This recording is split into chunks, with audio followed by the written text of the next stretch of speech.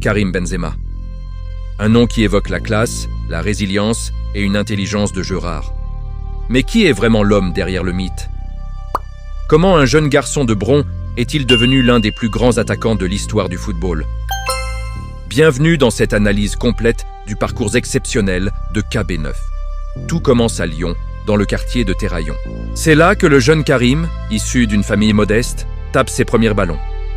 Son talent est si précoce que l'Olympique lyonnais le repère alors qu'il n'a que 9 ans.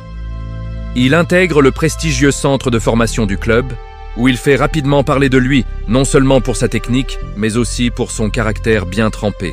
Son ascension est fulgurante. À seulement 17 ans, il fait ses débuts professionnels et ne tarde pas à s'imposer comme le leader offensif de l'OL. Avec Lyon, il remporte 4 titres de champion de France consécutifs et termine meilleur buteur du championnat en 2008. L'Europe entière a les yeux rivés sur ce prodige. En 2009, c'est le grand saut. Karim Benzema signe au Real Madrid, le club de ses rêves. Ses premières années sont compliquées. La concurrence est féroce, la pression médiatique immense, et il doit s'adapter à une nouvelle culture, une nouvelle langue. Beaucoup doutent, mais lui s'accroche. Son intelligence de jeu et son altruisme en font rapidement le complément idéal de Cristiano Ronaldo. Pendant près d'une décennie, il accepte de jouer dans l'ombre du Portugais, se sacrifiant pour le collectif. Il n'est pas qu'un buteur, il est un créateur, un point d'appui, le lion essentiel de l'attaque madrilène qui remporte 4 Ligues des Champions. Puis, en 2018, Cristiano Ronaldo quitte le Real Madrid. Pour beaucoup, c'est la fin d'une ère. Pour Benzema, c'est le début d'une nouvelle vie. Libéré de ses responsabilités collectives, il endosse le costume de leader offensif.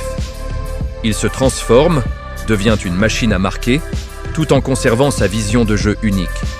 Les critiques se taisent, remplacées par l'admiration. Il porte le Real Madrid sur ses épaules, réalisant des saisons statistiques hallucinantes et offrant des moments de pure magie, comme lors de la campagne épique de Ligue des Champions en 2022. Cette année-là est l'apogée de sa carrière. Il guide son équipe vers un doublé Ligue des Champions et remporte, à 34 ans, le Ballon d'Or. Une consécration ultime qui récompense son talent, sa persévérance et sa mentalité de champion. Son style de jeu est une leçon de football.